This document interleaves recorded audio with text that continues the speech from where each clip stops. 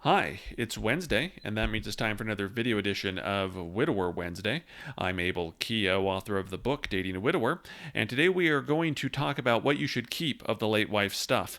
I bring this up because I get questions in the Dating a Widower Facebook group. I get it in coaching sessions where people are like, you talk about how much stuff to keep, right? I have videos on, keeping about 2 big boxes worth of things, but you don't really talk about what is it that you should keep. You've told what you kept and the things that you've saved from your late wife, but you really haven't talked about what is it that you should put in these boxes. And I get questions like, well, should I save this, should I save that? So this video is to clarify it, and I want to point out that I'm not going to tell you what it is that you should save. Okay, I'm not going to say, well, you should save this but not save this, but I am going to frame it in such a way that I think it'll make that decision easy. So if you've lost a spouse and you've got to pack up the stuff and put it away, and you want stuff that maybe your kids or his kids or whatever can go through later, this is, or anybody really, this is, I just want to frame it in such a way that maybe it'll make that decision easy for you.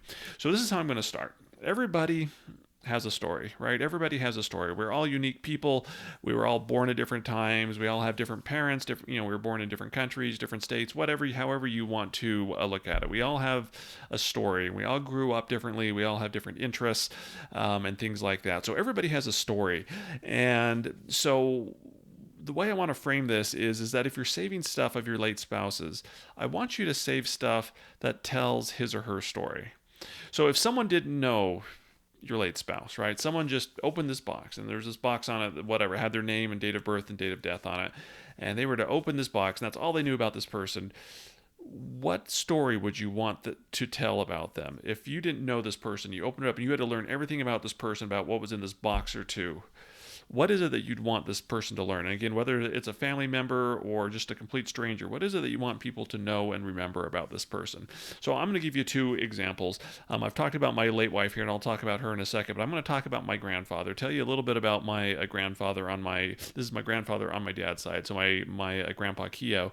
I'll tell you just a little bit about him and tell you that, and he passed away, it's been like 8 or 9 years now. It's been a while, but, he was an interesting man. And so if I was to save his stuff, and I didn't, that wasn't my job, that wasn't my opportunity, but if I was to save stuff that belonged to my grandfather, what would I save?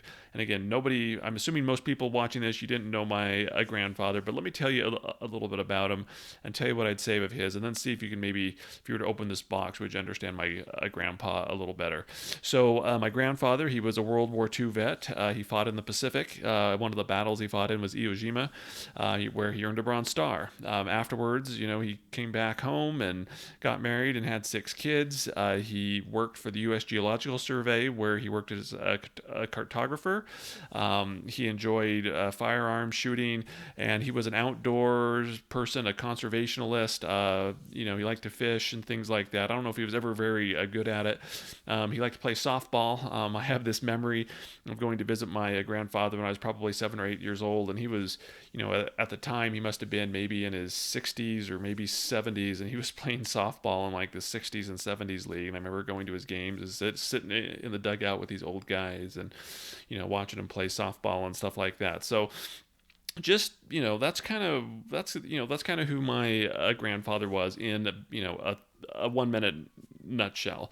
So if I was to save stuff for my grandfather and put him in this box, it would probably be like I'd put his Bronze Star in there, maybe some other stuff from his service in World War II, maybe some of the maps that he created, right? Some of the books that he enjoyed, maybe pictures of him, if some existed, of him shooting, if he had any, like, if again, he was into fishing and stuff. And again, I don't know how good he was at it, but maybe if there was like a photo of him holding a giant fish or something like that, something he was particularly proud of. I'd have maybe pictures of him and his wife and their 6 kids, right?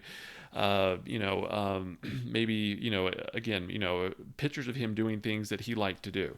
So I would find things that really kind of described my grandfather. I don't think he was much of a writer or a journal keeper, but again, what various objects from his life. Maybe he had a favorite book. I know he had a degree, I believe, in English and history. I think he had a two degree, so a bachelor's in English and history. So, was there a book that he liked? Was there a particular book that was his favorite? I'd put that in the box.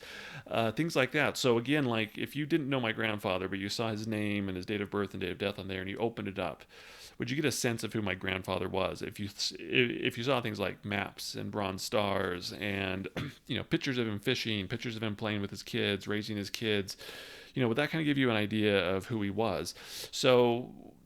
So maybe as you're thinking about what do I say for my late spouse, put it in that context. What kind of story? Who was this person, and what's the story that they want to tell? So again, I'm going to go back to, well, what did I say from Krista? I knew Krista really well, so it'd be a little bit easier to save stuff. But I can remember when Julie and I, we were packing stuff up. We were probably a month away from getting married, and we had like, I don't know, there was 10 big cardboard boxes of stuff that I hadn't gone through since she died. They'd just been kind of packed up and left there, and I realized I couldn't take all of this stuff with us, for all kinds of reasons.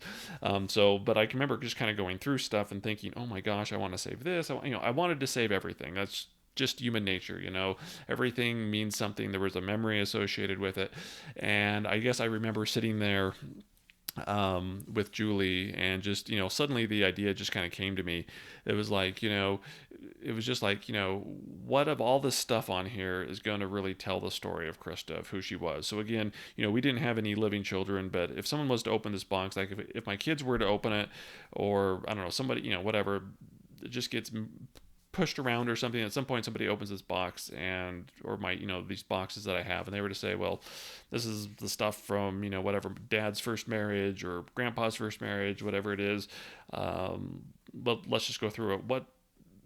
What's the story I wanted to tell? And so as soon as I kind of had that mindset of who was Krista and what was the story I wanted to kind of tell if someone was to open this box, it made keeping things very easy. So like, I did keep her poetry. I kept a lot of the things that she wrote. She was a very good writer, a very talented writer. I kept photos of her, right? We had lots of photos of our, a 3-year marriage. We had lots of photos of us together in photo albums. This was, right before the digital photo revolution, right? There's a time where I lived in Bulgaria and we wrote for 2 years. So I kept all of those letters, honors, awards, things like that. Just things that I felt that if someone was to open the box and they were to say, well, who is this Krista lady? They could kind of get a good idea of who she was, her personality, and things like that. So as you're going through and you're making these decisions, put it in that framework. What's the story you want to tell of your late spouse? And probably you know your late spouse better than anybody. What kind of person was he or she? Who was this person? And again, if somebody was just to open the box, would they be able to kind of get a sense of who this person was? And I know some of you are thinking out there, well, what are my kids going to want, right? Maybe they want this or that. And I'm not going to tell you what to say, but again, based on my experiences coaching and whatnot, it's very rare that what you think the kids want, they actually want. And I'll bring up like the biggest example I hear is the wedding dress. Well, we have to save the wedding dress for the kids. I can count on one hand the number, and this is out of thousands of experiences. I can count on one hand the number of times somebody's been grateful that they saved mom's wedding dress or grandma's wedding dress or something like that, right? Again, it's hard to tell what kids want. Tastes change. People are individuals. Maybe there is a kid that wants it. I'm not going to tell you what to keep, but I think if you put it in the story, in the framework of who was this person, was there, like for example, did your late spouse like to travel, or lots of travel pictures or special mementos or something from places that they visited?